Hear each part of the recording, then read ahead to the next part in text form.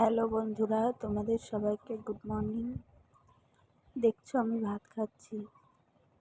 জানি না এভাবে আর কতদিন কষ্ট করে চলতে হবে। তোমরা জানোই তো আমরা খুব গরিব। তো অনেক কি বলবো, মুখ দিয়ে কিছুই আসছে না।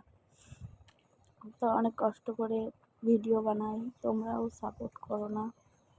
আমার এই কষ্টটা করে যে ভাত খাচ্ছি না, শুধু ডাল দিয়ে আর কুমড়ো ফুলের বড়া দিয়ে, মাঝে মাঝে তো এটাও জোটে না। তো এই নিয়ে কোনো যায় আসে না। আমি শুধু আমার ছেলেটার কথা ভাবি, যে ছেলেটাকে একটু ভালো খাওয়াবো, ভালো পড়াবো, সেটাও পারি না করতে।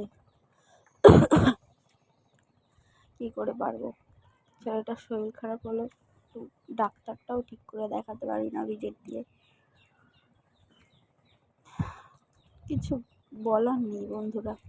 আমার ভাত খেতে খেতে অনেক কান্না পাচ্ছিল, কিন্তু সবাই বলে খেতে বসে কাঁদতে নেই, তাই আমি আর কাঁদিনি। চুপচাপ বসে ভাত খেয়ে নিচ্ছিলাম। ইচ্ছা করে না আর ডাল দিয়ে শুধু ভাত খাই, রোস্টা ডিম। হ্যাঁ, অনেকদিন আগে একবার মাংস খেয়েছিলাম, তো খেতে হয়, কী করার আছে। আমার বড়ের দিকটাও তো বুঝতে হবে, ও তো কষ্ট করে রোদের মধ্যে, এত গরমের মধ্যে কাজে চলে যায়।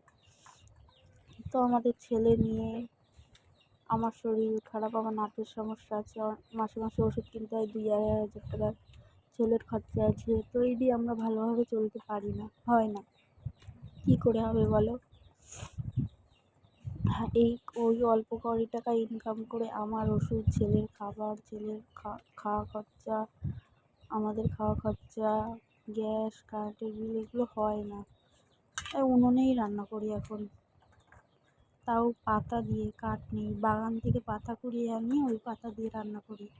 তো ভিডিওটা সবাই দেখো।